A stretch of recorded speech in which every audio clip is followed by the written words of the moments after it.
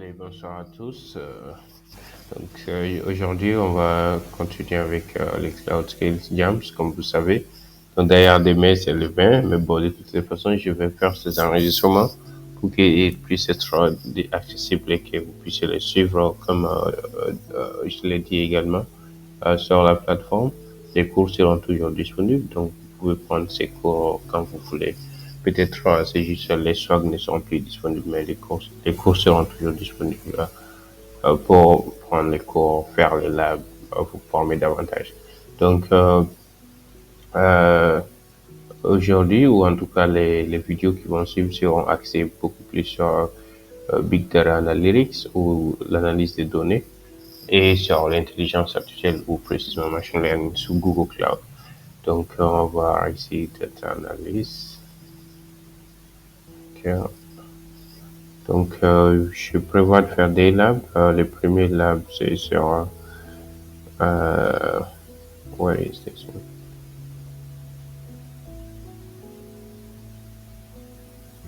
Donc, le premier lab, c'est l'analyse des données d'une plateforme e-commerce.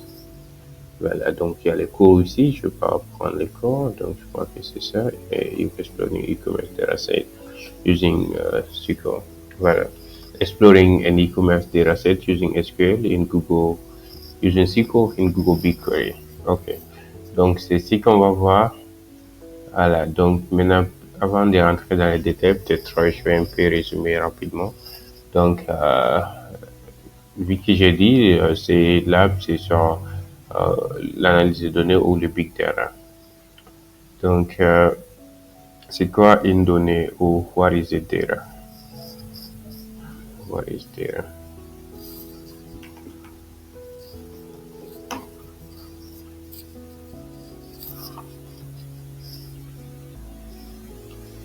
Donc, à partir de AI summary or AI overview, data is a collection of raw facts, number, words, observation, or other information that can be processed to provide context and meaning.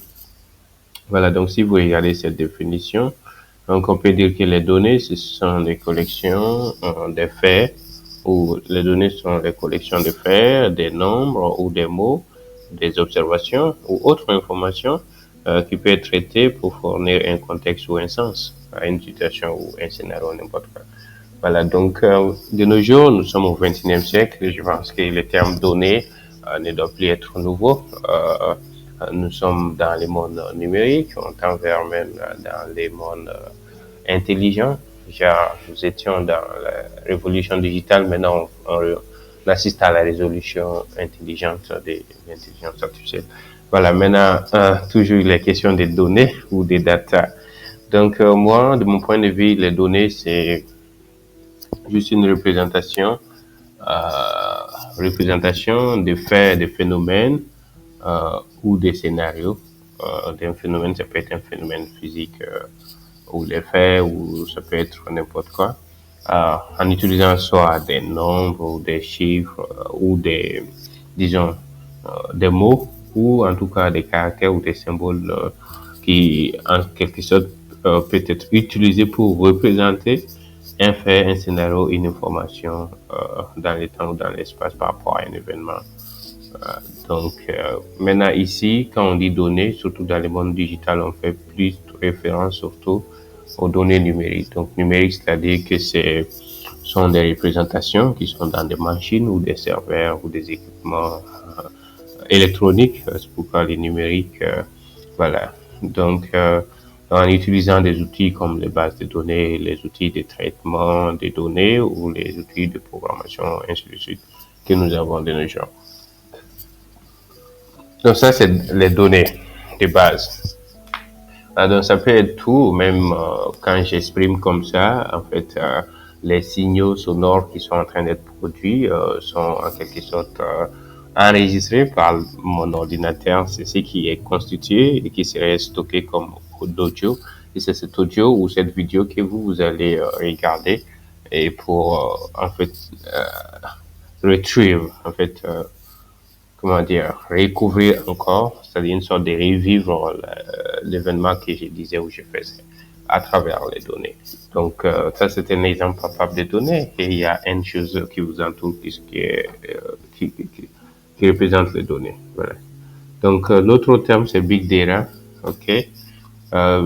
D'ailleurs, moi, je travaille actuellement dans une grosse boîte de la place en Big Data. Donc, on fait Big Data Analytics. Euh, Notamment, je fais Data Operation Engineering, donc un peu comme Data Ops ou DevOps. Donc, c'est plutôt tout ce qui est data end-to-end, un peu comme DevOps, développeur Operation. Donc, depuis le design de l'appli jusqu'à l'assurance de l'expérience de l'application auprès de l'utilisateur. Tous les procès de développement, de monitoring, du debugging, du deployment, et ainsi de suite. Voilà, donc maintenant, DataOps, c'est beaucoup plus sur les mêmes process, mais orientés sur les données. Donc, le produit final, ce sont des données qui sont utilisées pour faire des rapports ou pour des analyses ou pour constituer des outils, des dashboards ou business intelligence ou business analytics. Voilà, mais tous les process depuis la collection de données, depuis les systèmes de processing utilisés, les pipelining, les stockages, tous les traitements nécessaires et autres, jusqu'à la consommation des données ou jusqu'à en fait, au niveau où les données sont vraiment prêtes pour être consommées par différents partisans. Oui, on appelle ça shareholder. Stakeholder, disons, excuse-moi. Voilà, bref. Maintenant, Big Data, c'est un terme aussi beaucoup plus populaire. Donc, quand on parle de Big Data en termes simples, c'est vraiment des données massives qui vont au-delà du volume des données traditionnelles que nous avons. Donc, on peut dire Big Data, c'est toute donnée dont la taille dépasse la capacité de traitement d'une machine locale ou d'un système de traitement de données locales traditionnelles, je veux dire. Donc, ce sont des données qui sont déjà volumineuses, complexes en forme, tout type ou toute nature, déjà des données non structurées généralement, et ça peut comporter toutes sortes d'informations. Voilà. Donc, si vous regardez la définition, relativement c'est la même chose. Big data refers to extremely large data sets that are too large to be processed by traditional data processing software. Voilà. So, après, il y a les fameux V ou les fameux V de Big Data, qui est le volume. Ensuite, la vitesse, velocity, ok. La variété, euh, il y a la véracité et il y a la valeur. Voilà, donc ce sont les 5 V qui constituent Big Data. Donc le volume, il s'agit de la taille des données. Dans Big Data, on assiste à des terabits, des pétabits, des hexabits ou même des étabits de nos jours. Donc hexabit étant 10 puissance 18, zetabit c'est 10 puissance 21, bits en quelque sorte. Euh, Considérer que gigabit c'est déjà milliards 10 puissance 9. Ok, anyway. Donc, si vous regardez ces différents termes, la vélocité, la vitesse, le big data aussi, c'est des données de toutes sortes. C'est-à-dire, c'est les données d'activité d'un utilisateur sur une plateforme. D'ailleurs, on va voir les données de session. Dès que tu cliques sur une application de nos jours, ça compte toutes les petites transactions que vous faites ou tous les petits process que les ressources en question en fait exécutent en quelque sorte génère des enregistrements et envoie en fait aussi dans les systèmes pour le traitement ou pour je sais pas n'importe quelle autre opération nécessaire. Donc ce sont des données qui sont générées à la seconde ou à la milliseconde près. Donc ce sont des données qui sont leur génération est très rapide. La variété, c'est que c'est toute forme numérique, non numérique, données intéressantes, non intéressantes, n'importe quoi. Ok. Voilà, structuré ou non structuré. Euh, la véracité, c'est que voilà, c'est un aspect important parce que les données doivent être justes et contenir des éléments qui sont utiles, plutôt qui sont fiables. Voilà. trustworthiness et l'utilité, c'est la valeur ici. Ok, on va pas entrer dans ces détails. Voilà, un dernier point, c'est qu'il y a une citation qui est beaucoup plus populaire qui dit que data is the new oil, ok, of the 21st century. C'est une citation qui a été en premier lieu exprimée par un mathématicien data analyst anglais du nom de Clive Humble. Donc, Clive Humble, I don't care. Ok, anyway. Donc, ce qui veut dire que dire comme ça peut paraître très simple, mais en réalité, si vous regardez plus près, vous allez voir que oui, les données de nos jours constituent plus ou moins le pétrole de la révolution, joue plus ou moins le même rôle que le pétrole a joué pendant la révolution industrielle. Donc, pour ceux qui connaissent un peu l'histoire, ou pas la peine, il faut juste regarder comment notre industrie ou notre économie marche de nos jours. Avec les machines, nous avons les voitures, les usines partout, les avions, les trains, tout marche avec les machines. Et ces machines là où ces systèmes ont vu leur jour avec la révolution industrielle. Et donc, le pétrole était au cœur de tous ces systèmes ou toutes ces machines, ce qui a vraiment contribué à une croissance économique jamais vue. Voilà, donc nous assistons également à un scénario similaire avec les données. Les données de nos jours jouent plus ou moins le même rôle que le pétrole. Dans toute entreprise, les données sont ultra importantes. Tous les business roulent sur les données. Et également, les données aussi, leur processus d'exploitation est similaire à celui du pétrole. C'est que le pétrole, on l'extrait du sous-sol sous format brut. Ensuite, on les traite, on les transfère à travers des pipes, des tuyaux de canalisation dans les laboratoires ou les endroits de traitement pour l'enrichir ou pour extraire et en faire d'autres comment dire, dérivés de pétrole. On a les gaz, on a, je sais pas, les gasoil ou n'importe quoi, on a l'essence ou les super, on a le bitume, nous avons le kérosène et beaucoup d'autres les huiles qu'on met dans les moteurs et tout sont extraits du pétrole en quelque sorte. Voilà. Donc, si vous voyez tout ça, les données aussi, c'est un peu la même chose. On extrait les données, sont extraites de leurs sources. Et les sources des données sont quand même illimitées comparées aux sources de pétrole à l'état brut. Et aussi, le pétrole est en quelque sorte fini. Mais les données sont presque infinies et elles sont générées à chaque seconde, chaque milliseconde et en quantité presque infinie.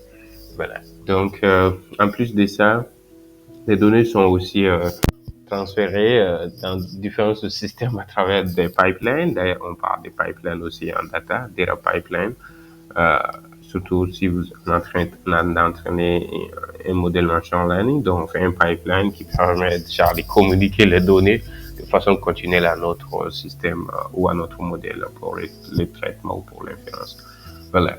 Donc, le processus de traitement aussi utilise des outils sophistiqués pour en fait enlever les bruits ou en fait les éléments inutiles dans les données et garder l'information utile. Voilà. Donc, au-delà de ça, je pense qu'il y a une analogie qui permet vraiment de bien élucider ces scénarios du fait que les données sont les nouveaux pétroles du XXIe siècle. C'est qu'ici, vous regardez les voitures traditionnelles ou modernes, si vous voulez. Pas modernes, je veux dire, ce qu'on a ou ce qu'on avait déjà. Ces voitures-là roulent sur le pétrole ou sur le gasoil. En quelque sorte, l'essence ou le gasoil. Et ça, c'est l'aspect essence. Maintenant, les post-modernes, c'est-à-dire voilà, le futur où, là où nous sommes et là où on est en train de partir. C'est que nous avons de nos jours des voitures électriques autonomes, n'est-ce pas? C'est que ces voitures-là conduisent d'elles-mêmes sans chauffeur et elles sont aussi à 100% électriques. Donc, vous voyez, il n'y a pas d'utilisation de pétrole là-bas. Donc, à votre avis, qu'est-ce qui est en train de conduire la voiture aussi? Donc, si vous regardez, essentiellement, ce sont des voitures guidées par des systèmes d'intelligence artificielle qui font les autonomous driving. Donc, en quelque sorte, l'élément vital de ces systèmes, c'est les données. Donc, on peut faire analogie et dire que c'est les données qui conduisent de nos jours les voitures autonomes. Donc, si vous comparez avec le pétrole précédent, vous allez voir que l'analogie est ultra claire. Et aussi, à l'époque du pétrole, la révolution industrielle, c'était les grands industriels qui fabriquaient ces outils-là, les machines. On a eu Henry Ford ou Ford, il y a les Rockefeller qui a fait les Standard Oil et ainsi de suite. Donc, c'était les plus riches de leur époque, c'était les plus grosses entreprises. Si vous regardez les plus riches de notre époque aussi, euh, les Bill Gates, les Mark Zuckerberg, les ainsi de suite, les Elon Musk et autres, en quelque sorte, leur business est fondé sur la base des données. Vous voyez les grosses entreprises, Google, Microsoft, Apple, Meta. Donc, ils sont dans l'économie numérique et l'élément moteur de ça, c'est les données en fait.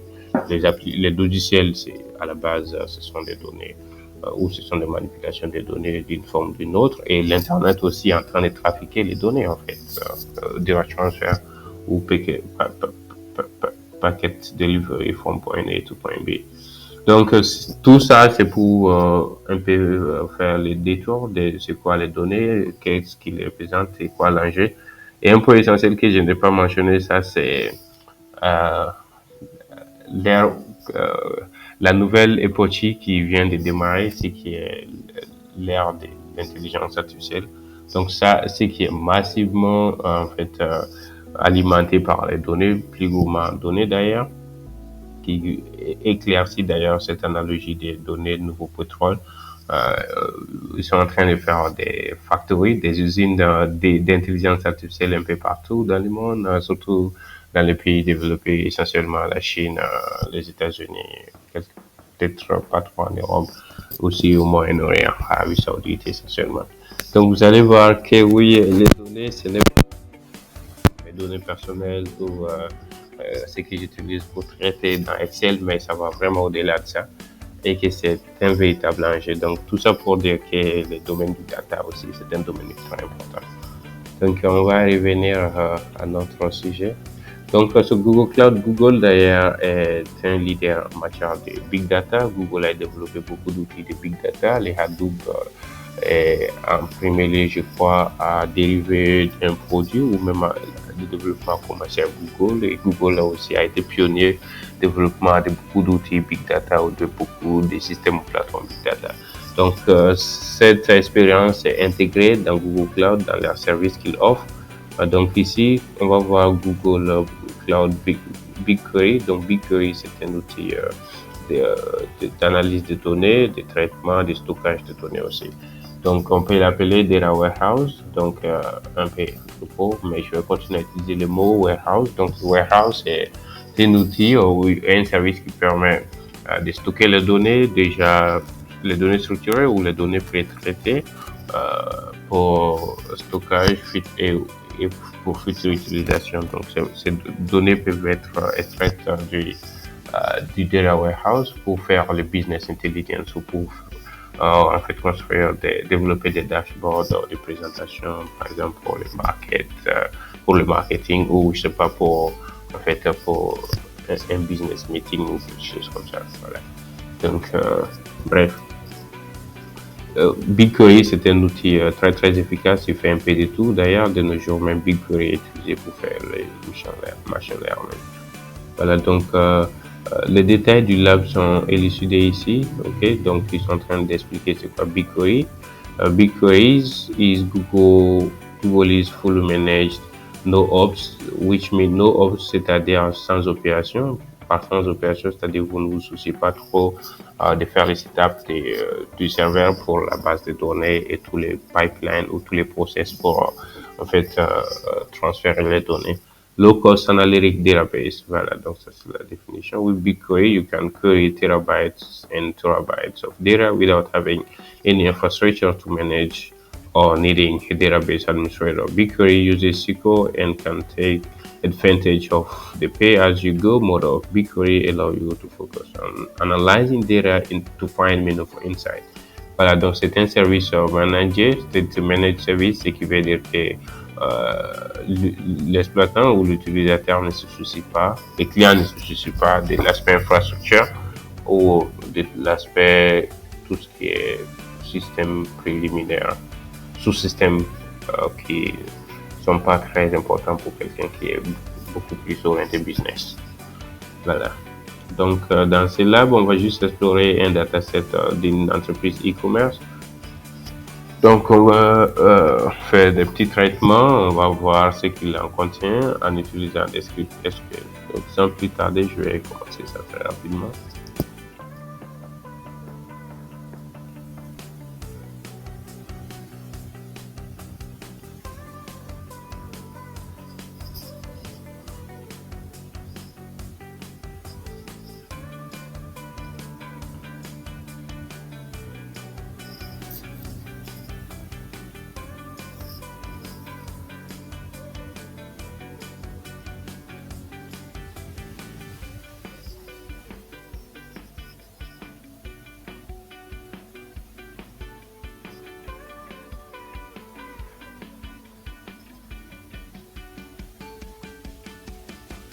Allez. Ok. D'accord. Donc, ce que je dois faire, la tâche numéro 1, qu'est-ce que ça dit? On dit d'étoiler un projet, c'est-à-dire prendre un projet favori, star et projet. Donc, pour faire ça, on va chercher BigQuery. OK. Donc, dans BigQuery, nous allons chercher star. Donc, on va ouvrir ce petit onglet, cette petite flèche. Ensuite, nous allons voir add something quelque part. OK. Donc, on va faire en premier cliquer sur Add Datasets. Donc, on fait Star Project. Et le nom du projet est déjà mentionné ici. Data Insight ici. OK. Donc, on va juste faire ça. OK.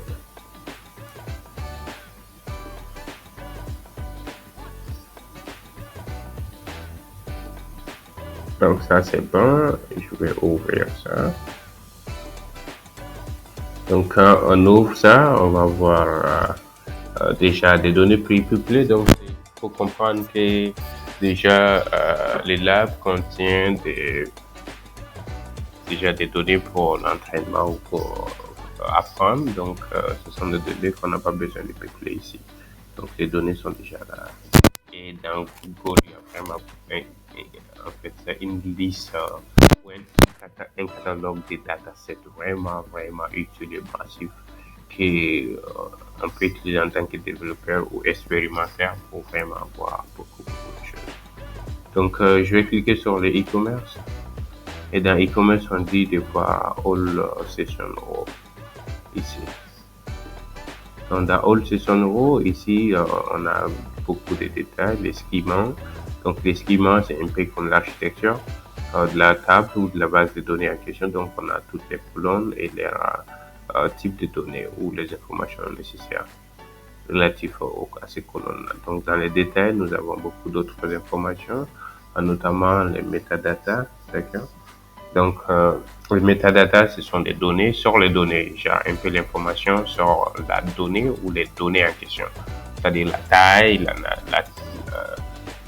les types, l'origine, la destination, les créateurs, les permissions, ainsi de suite. OK? Donc, par exemple, ici, on a un nombre maximum de colonnes, pas un nombre maximum de colonnes, le nombre total de colonnes dans cette table, c'est 21 millions quelque chose. Donc, ça, c'est, on peut dire, un metadata ici. Voilà. Et les autres sont là. On dit sur cette interface quelle partie nous montre les types de colonnes, c'est-à-dire du données en question. Donc, c'est la partie schema. Donc, ici, on dit combien d'enregistrement se trouve dans ce dataset, c'est 21 millions. On appuie ici. OK. Sinon, on peut venir dans Preview aussi et voir les nombres total ici. Donc ici, on va écrire un script SQL qui va nous permettre d'identifier le nombre d'entrées dupliquées dans cette table. Donc, il faut comprendre que les entrées, c'est un peu comme les lignes sur Excel, d'accord? Et les colonnes, des fois je vais dire feature, des fois je vais dire colonnes, sont un peu genre les colonnes ou les paramètres, les différents champs disponibles dans un tableau. Voilà. Ok, très simplement, je vais juste prendre ce script et je vais essayer de l'exécuter. L'objectif est de nous compter le nombre d'entrées qui sont dupliquées dans la table en question. Donc, si vous voulez comprendre qu'est-ce que tout ça, ça veut dire blablabla, donc la bonne nouvelle, je crois que Gemini est intégré ici, vous pouvez le demander, mais de toutes les façons, les select SQL. Ok, donc les count vont nous permettre de compter quoi, les duplicats. Donc, la colonne duplicate row va comporter les duplicats, les nombres d'entrées dupliquées. Les formes, c'est un peu comme un pointeur vers la base ou la table en question. Et ici, c'est la table en question. Le groupe by va nous permettre d'organiser ou de regrouper par ces différents éléments. Okay. Et les having nous permet de définir une condition sur le paramètre qu'on a créé. Okay. Donc, ici, c'est cette logique qui va nous permettre de savoir s'il y a des duplicats ou non. Parce que avec ça, on saura que une entrée est là plus d'une fois. Donc, ce qui veut dire qu'elle est dupliquée.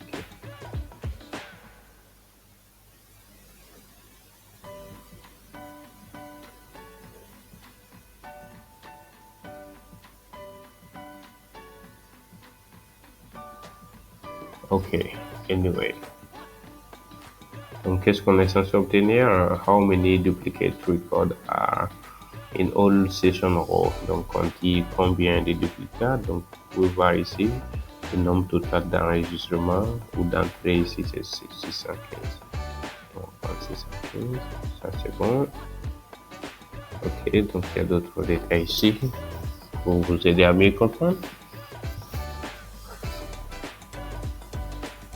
Ok, donc on va analyser cette fois-ci les données qui sont dans All Session, non All Session Data, mais plutôt cette fois-ci All Session Data. Ok.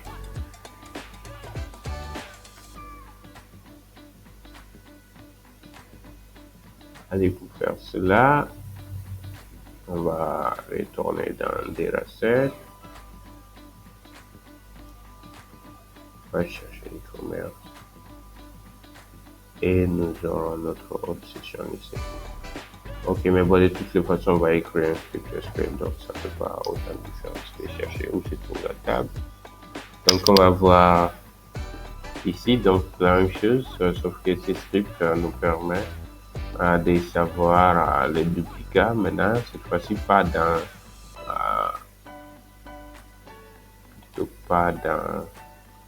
les all session row, et cette fois-ci dans session row seulement. Voilà, dans session, disons, par row. Ok.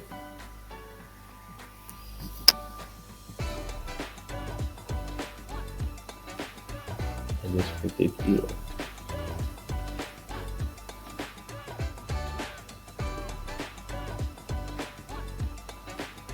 Ok. Un coup d'exécution. There is no data to display. Donc, ce qui est normal parce que si cette table est un peu nettoyée, il n'y a pas de duplicats. C'est pourquoi on n'a pas eu de résultats. Mais par contre, vous rappelez qu'ici, on a eu des résultats. Okay. parce qu'il y a eu 615 entrées qui sont dupliquées. Ok, numéro 3, tâche numéro 3. On va écrire des scripts de base sur la table. Voilà, donc ici, tâche numéro 3, donc on va écrire des scripts de base sur pour on peut dire faire les requêtes ou au moins se faire une idée des, des données ou du dataset de l'e-commerce en question. Ok, donc il y a des scénarios ici. Je vais essayer d'écrire ça si je peux, bien sûr. Mais bon, pour aller vite, je vais juste copier et coller. Je vais juste analyser ça. Donc, je pense que les standards SQL, là, c'est un commentaire. Non, pas un commentaire, mais plutôt prédéfinir ou dire je sais pas, le moteur d'exécution que c'est les SQL les standards que nous sommes en train d'utiliser. Donc, les select, les count as product views et que on va compter le nombre de produits vus par les clients. Et quand distinct pull visitor ID as unique visitor, on peut aussi compter ou au moins se faire une idée des visiteurs qui ont visité notre application sans duplication, les nombres corrects. Ok, et les données sont en train de venir des all sessions. Donc, on va exécuter. On est censé obtenir des colonnes. Ok, les deux colonnes sont là ici. La première product view, c'est à peu près 21 493 103 produits qui ont été vus ou visités par les clients et le nombre de clients uniques, c'est 381 934 dans ce scénario. Okay. Donc on peut voir ça ici. Now write a query that show total unique visitor ID by referring site channel book. Donc continuer un peu la logistique. Ok. Ok, notre script SQL ici. Ok. C'est d'implémenter ça si ça marche. Donc ici dans ce scénario, on est en train de compter le nombre d'utilisateurs uniques qui avec leur groupe de canaux, c'est-à-dire à travers quelle plateforme ils sont en train de visiter notre service ou notre application ou quelque chose. Voilà. Donc le groupe by là, c'est la même chose, groupé ou catégorisé par classifier plutôt les résultats de cette sortie par canaux de groupe et fait ça de façon décroissante par popularité, quoi, je suppose.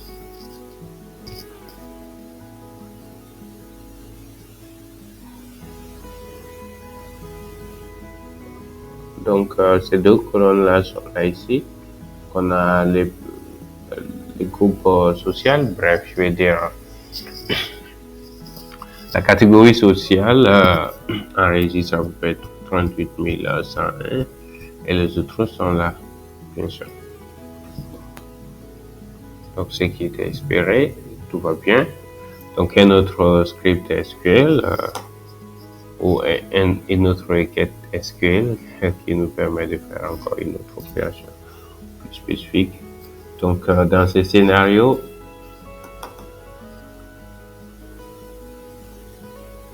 donc on est en train de faire quoi? Ok, select v2 product name as product name.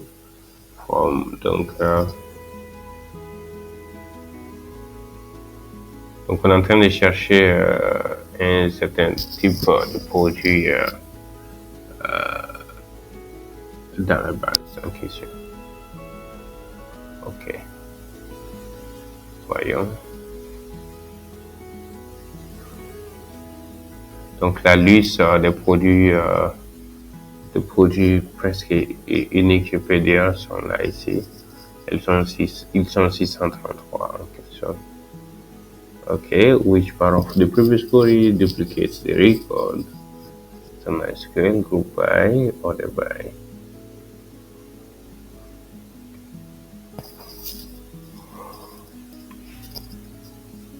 Select, peut-être. Non, group by. Donc c'est group by qui permet, qui est en train de générer les duplicats. Ok. Donc on a dit combien de produits distincts ont leur nom dans notre base. Donc c'est 633 ici. Ok. D'accord. On va soumettre ça. Write a query to list 5 products with the most view.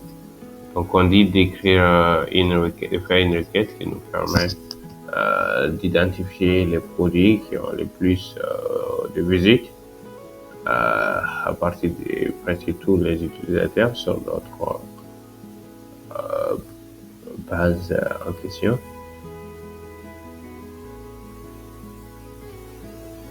Donc la logique elle est décrite ici, comment faire pour exécuter ça. Donc on a les scripts, on va juste les prendre, l'exécuter, essayer de l'expliquer.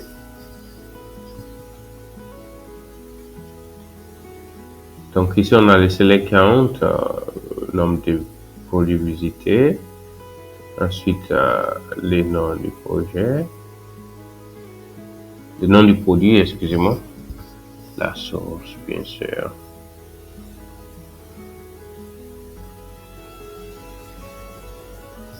Donc il y a les restes de la logique. Dans les where là, c'est un peu comme les C statements in Python or any other programming language.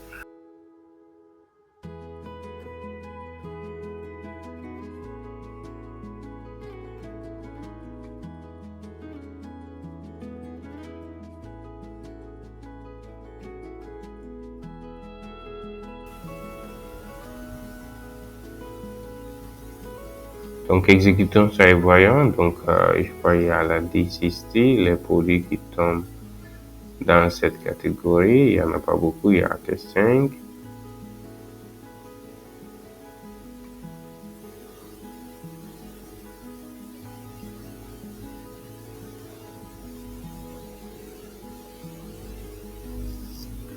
Donc il y a une nouvelle logique ici. On dit refine the query to no longer double count product view for visitors who have viewed the product many times. Each distinct product new should view should only count per visitor. Okay.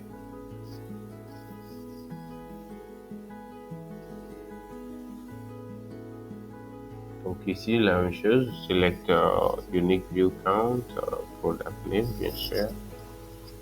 From unique product view by person et le groupe by.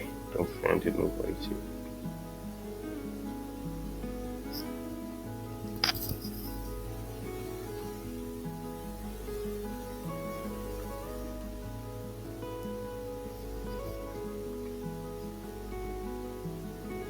Et ajouter.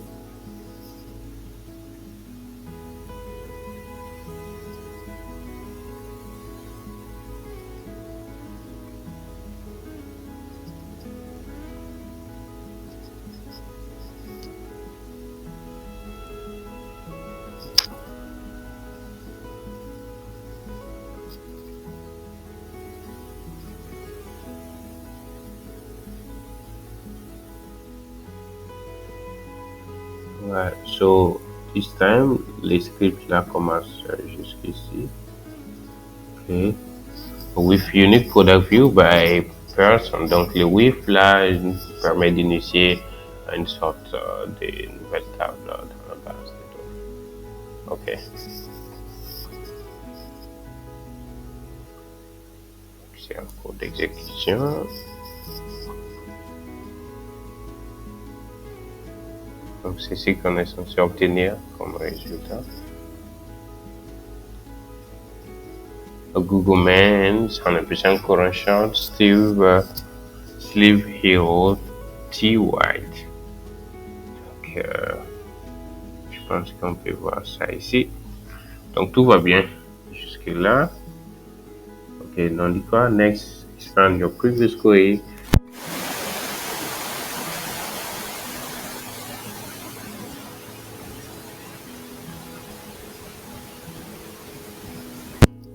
De savoir le nombre total des commandes et le nombre total des produits dans les commandes effectuées. D'accord. Donc pour faire cela, on prend les scripts. La même chose.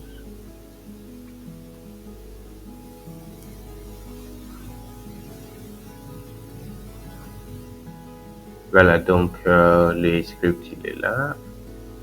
J'essaie de l'exécuter. Est-ce qu'on a déjà des problèmes? Oui. Tout le script il est là.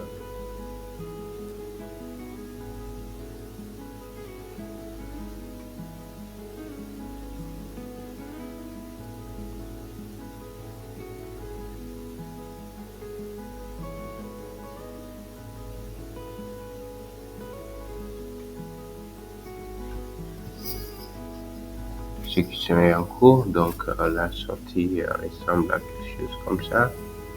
Voilà, donc ce qu'on veut savoir, on veut savoir le nombre de commandes, le nombre total de commandes par produit et le nombre de vues de ce produit ou de cette catégorie de produits, en plus la production en quantité. Okay. Donc il y a le nombre de produits ici ou le groupe nominal de produits. C'est une plateforme e-commerce, je vous rappelle, donc ils ont tout type de produits. Ils veulent trouver une meilleure approche de bien interconnecter les informations. Donc, the product with the most view got the most order. Est-ce que ça c'est vrai? Ouais, je pense que c'est pas vrai. Ok, où sont les views? Order 31 000. Ok. What is the difference between order and quantity product order?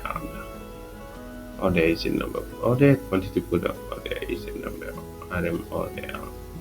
Often they are the same in order to order is the number of order.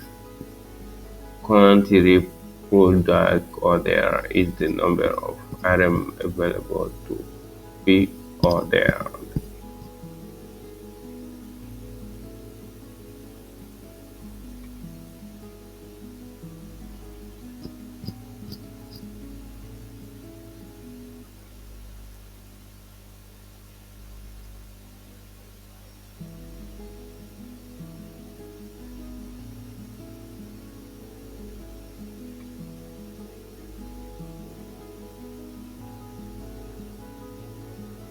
Ok, donc ça c'est bon.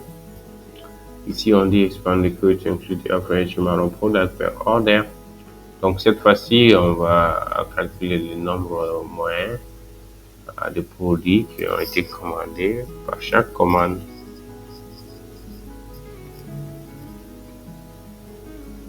Ok, exécutons ça.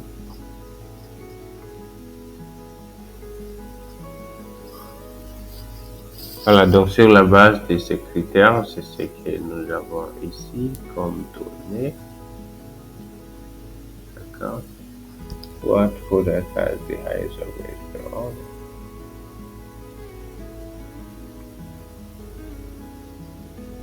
To OZ, n'est-ce pas? Ok, donc pratique with SQL. Donc cette partie, on va un peu pratiquer SQL.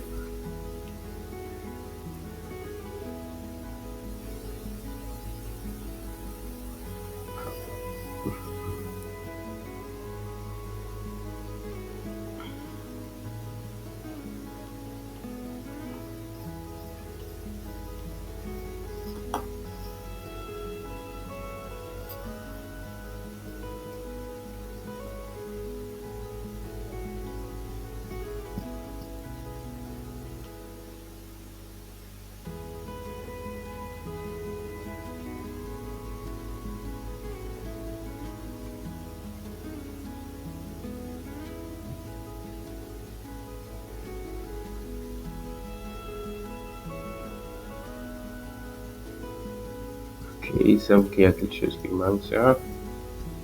So they say complete the following query.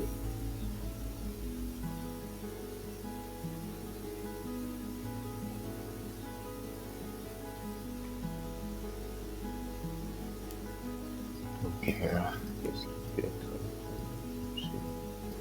solution possible? Donc il y a déjà une solution.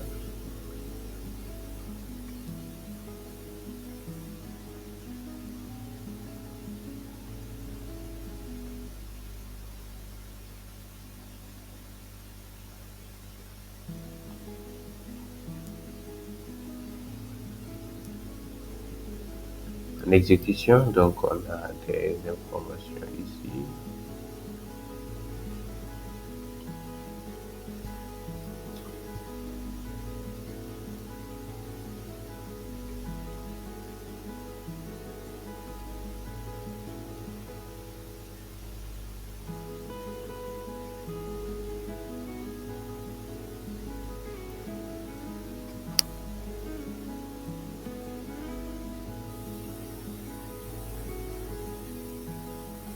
Donc les challenges numéro 2, c'est track visitor checkout progress. Donc suivre le progrès des comment dire checkout des visiteurs.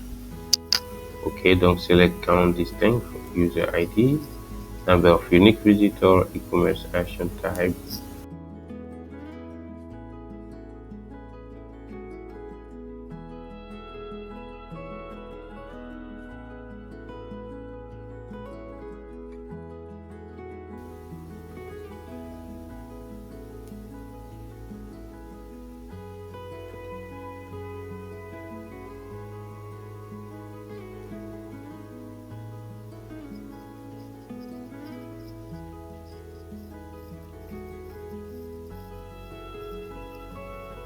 Voilà, donc voici les résultats de cette nouvelle requête. Donc la partie bonus dit quoi? You are given this mapping for the action type unknown equals 0, click for through or product line equal 1. Product line view to add product to a cart, 3 resonance product. From cart to 4, checkout, 5 completed purchase, 6 return of 5 purchase, 7 checkout A. Checkout option A. Donc use a statement to add a new column to your previous query to display the e-commerce action type labels such as completed purchase. Donc ici on va un peu modifier ou adapter les contenus d'une table. Ok. D'accord.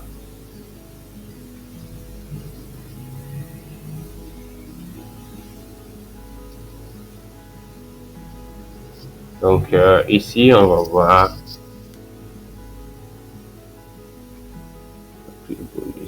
bon. Ici aussi, donc pour ceux qui sont passionnés ou curieux, vous pouvez vraiment suivre ces scripts SQL et les décortiquer.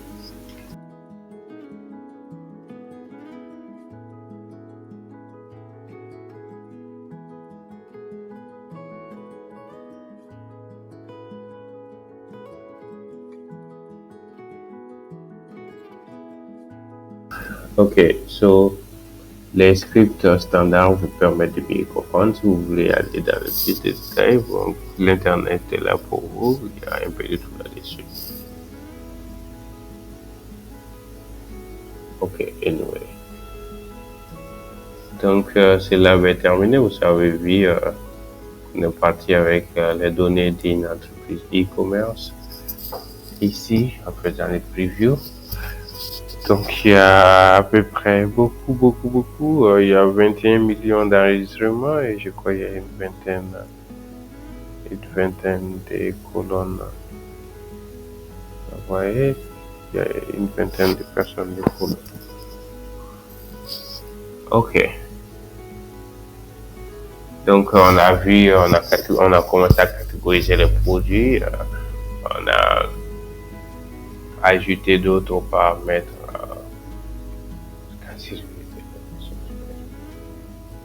Et à la fin, juste pour montrer combien important les données sont et des outils sous Google Cloud qui sont utilisés pour mieux traiter ces données-là. Donc, ça, c'est la fin de celle-là. Merci.